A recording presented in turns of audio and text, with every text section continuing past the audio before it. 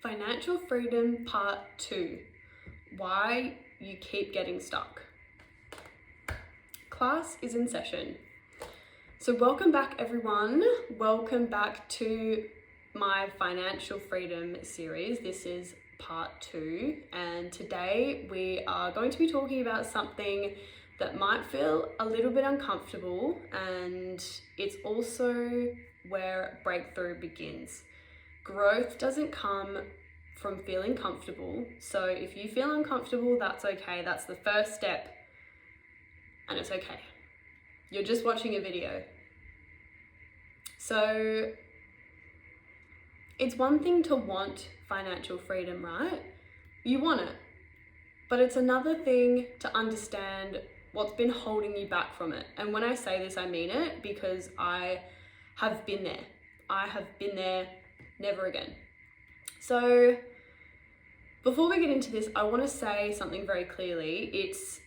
This is not about shame. I'm not trying to make anyone feel bad. I'm not blaming anyone apart from the systems. And it's not what you're doing that's hindering you in some way. It's not that you're doing anything wrong.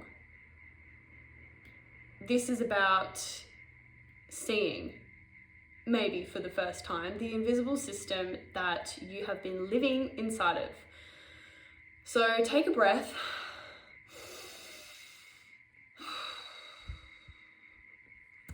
And let's get into this. So the first part of today is the broken loop.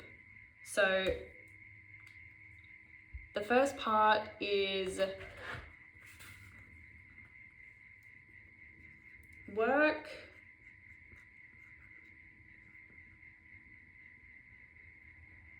and oh my god, I forgot how to spell for a second. Spend,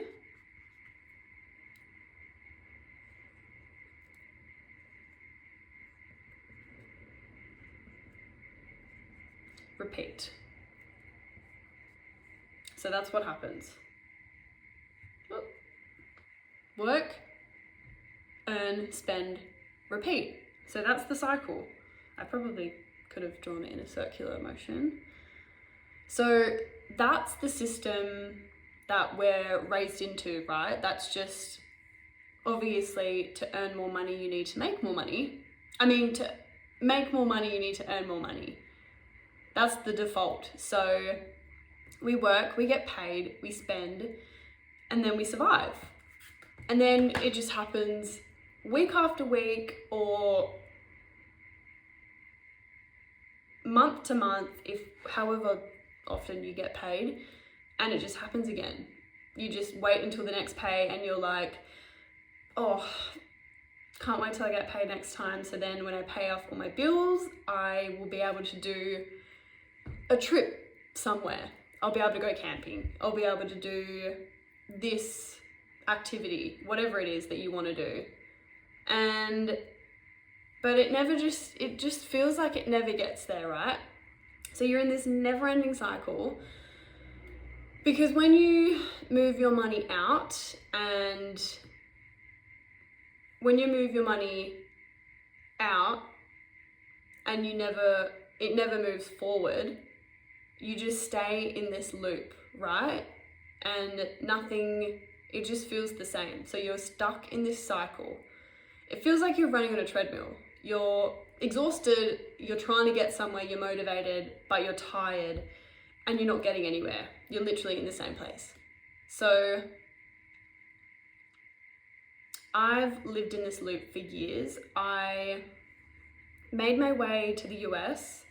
I have been here for quite a while, but yeah, it's been tough, but I'm finally sharing this information with everyone else because I don't want it to be a thing, because I feel like the middle class is just disappearing, and a lot of people get confused with the lower upper class, with the middle class. And they're not the same thing. I think a lot of people live in just above the poverty line and they feel like it's just never ending, but it's okay. Tell everyone you know. So I've finally come to where I am today, working at White Samurai under David, and thank God, because now I've got all the secrets. So what I've learned basically is you can't outwork a system that is designed to keep you dependent on work. So what does that mean? So why does this loop exist? Why do you keep doing the same thing week after week, year after year? So most of us were taught only one version of money, right? Go to school, get a job, work hard, pay your bills, maybe save a little bit sometimes. They tell you to save, but they don't tell you how to save. And then hopefully retirement's all right. By the time you get there, surely it'll be okay. But how old am I now? I am almost 30 and I feel like I'm only just settling in my financial adult life. Like, I've always felt like this, and why is it only just now that I'm seeing the light, figuratively? So that old model, earn money, save money, then retire, work hard, then retire. So that model was designed decades ago. It is not the 1970s anymore. It is 2025 and things have to change. So cost of living has gone up, cost of housing has gone up, the cost of existing is outrageous, and wages stay the same. So if you feel like you're trying your best and it's just not enough, you're not crazy. You're literally half the population, if not majority. So you're not lazy, you're not falling behind. The math is literally stacked against you. And if no one taught you how to break the cycle, how would you know how to break it, right? So the second point is the emotional cost of being stuck.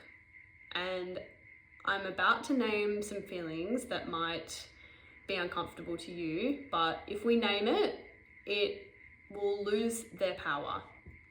So financial stress might feel like tightness in your chest when you get to the checkout and it's time to pay. The guilt when you treat yourself, believe me, I know what that feels like. The fear when your phone lights up and you've forgotten to pay a bill, or your bill is supposed to be due soon and you've just forgotten about it, hence the reminder. The exhaustion when payday hits and you get to the end of the day and all your money's gone. And you're thinking, where's my money? And then the anxiety that sits in your stomach for no reason except survival. So money stress doesn't just affect your bank account, it affects your mind, your confidence, your relationships, and your identity. So when you feel like you're always behind, you start to believe it. You believe that you are the problem, but you're not the problem, the system is. So the third point, the real trap, coping with cheap comfort. So comfort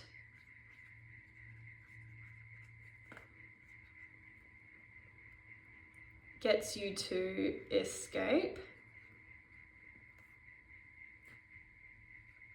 and then you repeat it because you feel comfortable in spending this money because you want to escape, right? So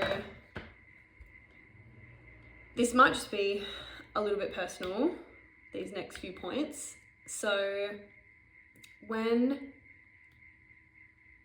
life feels a bit crazy and you just want to have something for yourself, so you feel like you owe it to yourself because you've been working so hard to buy a coffee in the morning, maybe you get to the end of the day and you're tired and exhausted and you've got to go to the grocery shop for your weekly meal prep, and then you just decide on the way home, gonna get takeout. You might have an event on the weekend, you buy some new clothes, new shoes, whatever it is, a new bag, and you just feel like you need to treat yourself for the feelings that you feel because you want to feel good now. But none of these things are bad, right?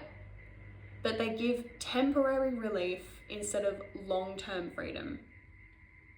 So that's what we're really trying to buy when you do that is peace, rest, joy, ease, freedom, and a break from stress. But those things don't come from spending money. They come from rebuilding your relationship with money. So the last point, why saving feels impossible. People love to say, just budget better. Just be more disciplined. Stop spending so much. Thanks, Mum. But budgeting doesn't always work when your income barely covers your life. Your brain is exhausted, your nervous system is in survival mode. You can't budget your way out of being overworked and underpaid. You can't save your way out of wealth. Savings equals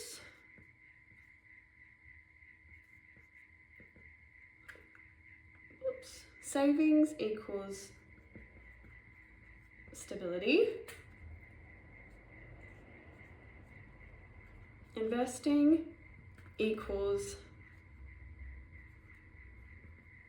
freedom.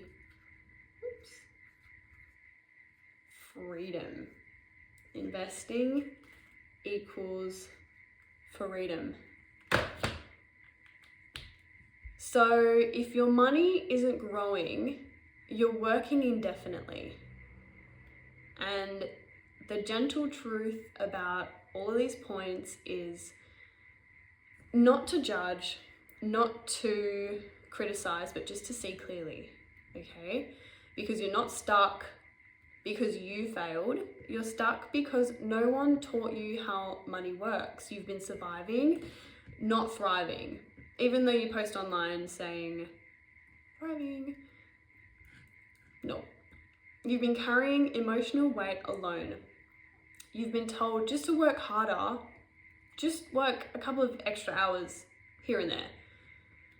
And now you're learning a new way. So thank you for listening.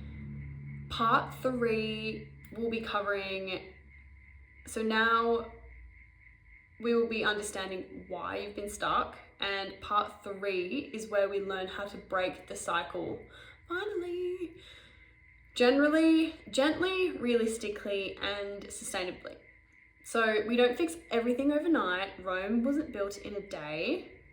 And if we just start shifting step by step in a new direction, you can get there.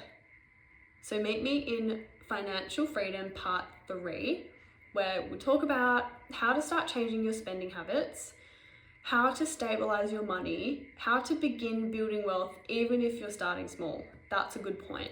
That's probably the best point out of everything today. And it's time to learn how to take your money, how to take your power back. And you're not alone. I'll see you there. Class has now ended. Thank you for watching. Follow along for more and head to White Samurai for more info.